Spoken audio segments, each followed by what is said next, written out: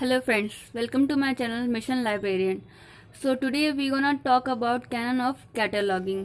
Means जो canons हैं जो cataloging के लिए कौन कौन से हैं और किसने दिए हैं, आज हम उनके बारे में बात करेंगे. सो फर्स्ट ऑफ ऑल जो कैनन ऑफ कैटलॉगिंग है जिसके बारे में सबसे ज़्यादा बात की जाती है वो है रंगनाथन के द्वारा दिए गए कैनन ऑफ कैटलॉगिंग, जिनकी संख्या कितनी है 9. मीन्स कैनन ऑफ कैटलॉगिंग के नंबर्स कितने हैं, टोटल 9. और ये कैनन कब दिए गए थे, ये रंगनाथन द्वारा 1938 theory of library catalogue book में दिए गए थे. So let's start. अब हम पढ़ते हैं कैनन ऑफ कैटलॉगिंग के one by one. So before we start canon of cataloguing, first भी हमें समझना पड़ेगा कि इसका पर्पस क्या है. What is purpose of canon of cataloguing? So purpose is library, it is help to the library user in identifying a document and also help in selecting a work or works expeditiously and exactly to his or her requirement. Means जो cannons of cataloguing है वो एक तरीके से जो भी मतलब कि यूज़र है, लाइब्रेरी का यूज़र है, उसको हेल्प करता है उसके रिक्वायरमेंट के हिसाब से डॉक्यूमेंट्स या जो भी वर्क है उसके हिसाब से उसे सेलेक्ट करने का, उसे किस हिसाब से चीज़ें चाहिए, कौन कौन सी बुक्स चाहिए, कौन सा डॉक्यूमेंट चाहिए, तो उसको सेलेक्ट करने में, उसे आइडेंटिफाई करने में उसमें हेल्प करता है. Now third thing is what is function of library catalogue. So according to Ranganathan, the function of the catalog is to the help the explosion of resource of the library in conformity with the laws of library science. They are summarized by the statement that the library catalog should be so designed as to first disclose to every reader his or her document, and second secure for every document its readers, save the time of the readers and for this purpose, and fourth one is the save the time of the staff. So this is the function of library catalog. Now we can start our topic, canon of cataloging. So canon of cataloging 9 तरीके के होते हैं, 9 प्रकार के होते हैं, जिनमें से हम फर्स्ट की बात कर रहे हैं. तो फर्स्ट है canon of ascertainability. Okay, canon of ascertainability में क्या है? सो पहले मैं इंग्लिश में बता देती हूँ, फिर मैं इसे हिंदी में डिस्क्राइब करती हूँ. सो इंग्लिश में है कि the choice of rendering of main entry and specific edit entry and the heading and other element in the either entry should be determined by the information found in the title page of the document and its overflow pages. Means Hindi में क्या है कि जितने भी information है वो हर किसी को अलग अलग दिया है. मतलब कि सभी के लिए जो भी कोई भी सेक्शन होगा सभी के लिए कि स्पेसिफिक एंट्री असाइन की गई है. सो इसका मेन पॉइंट यही है कि जितनी भी चीज़ें हैं उनके लिए, सभी के लिए, फॉर एवरी वन, हर किसी के लिए एक स्पेसिफिक एंट्री है. लाइक इंफॉर्मेशन नीड के लिए क्या है, main entry, each section cross reference entry, heading के लिए क्या है, book index entry, directing section के लिए क्या है, क्रॉस रेफरेंस इंडेक्स एंट्री. इसके अलावा भी जो एंट्रीज हैं वो कहाँ पे आ जाएंगी, title pages and pages of the book. Like जो सीक्रेट नंबर होता है वो पेजेस ऑफ द बुक के अंडर होता है. सो फर्स्ट पॉइंट हो गया हमारा कैनन ऑफ असर्टेनेबिलिटी का, कि हर किसी सब्जेक्ट के लिए, हर किसी पॉइंट के लिए एक स्पेसिफिक एंट्री असाइन की जाती है फर्स्ट कैनन में. नाउ सेकंड कैनन की बात करते हैं, प्रीपोटेंस के बारे में. Now second is canon of prepotence. Means जो पोटेंसी है वो डिसाइड करती है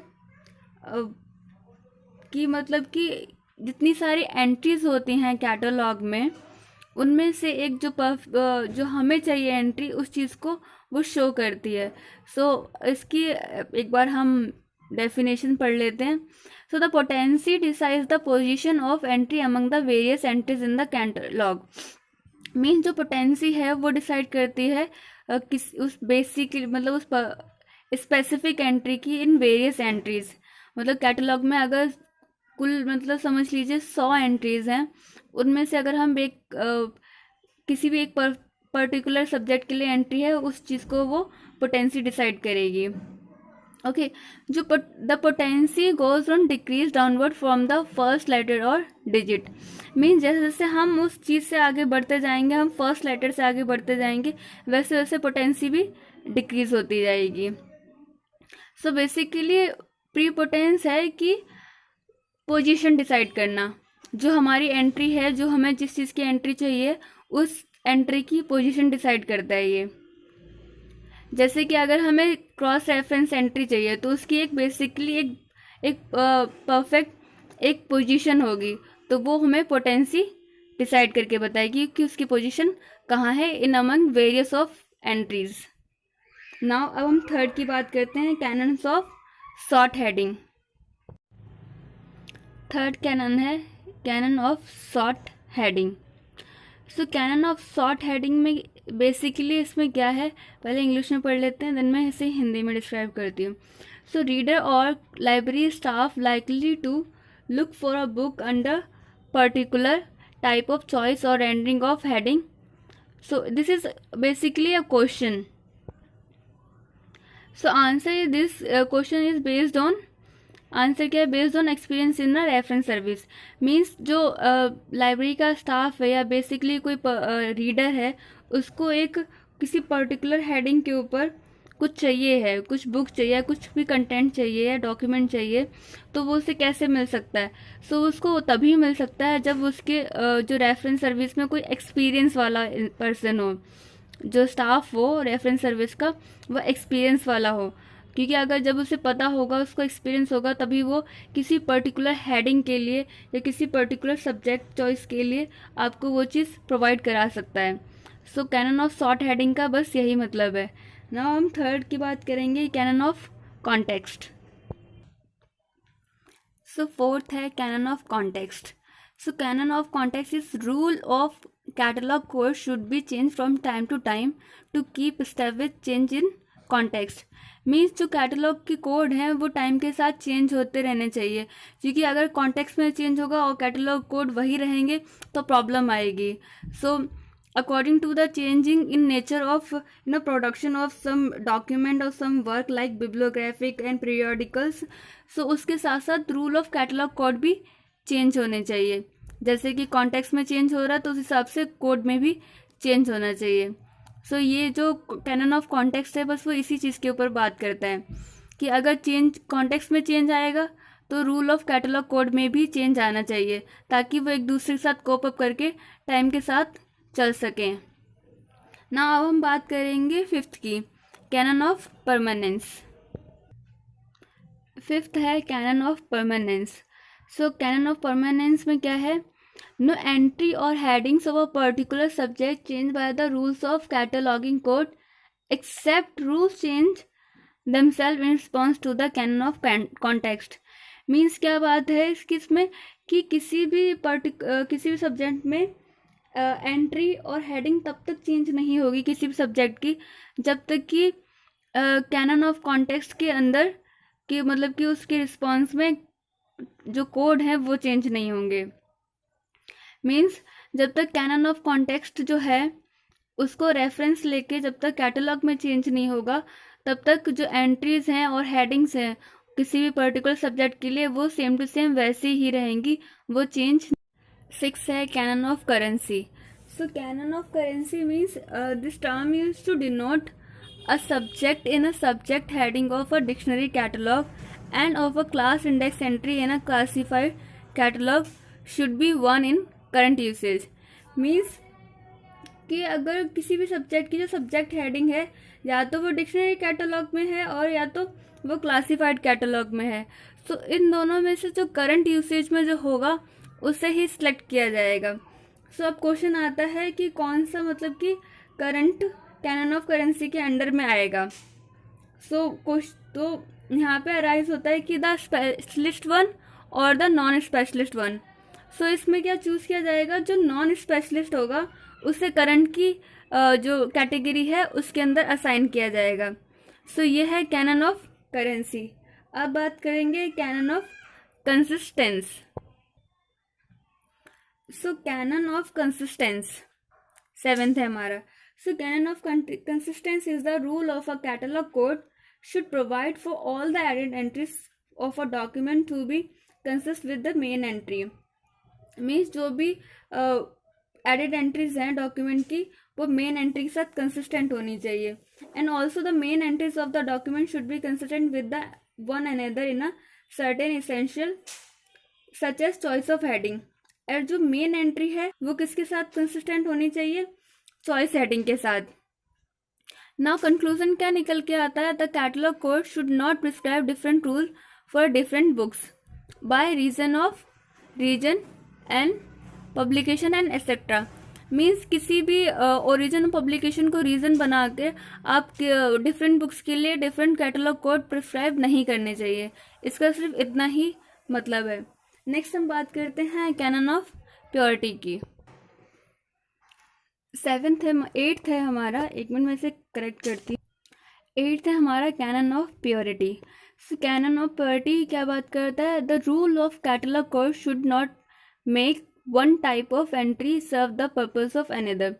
मीन्स इसमें क्या बात करता है कि अगर आप किसी चीज़ के लिए पर्टिकुलर के लिए अगर एक एंट्री देते हो तो आप उसको किसी और चीज़ उस एंट्री को किसी और चीज़ के लिए ऐड यूज़ नहीं कर सकते हैं.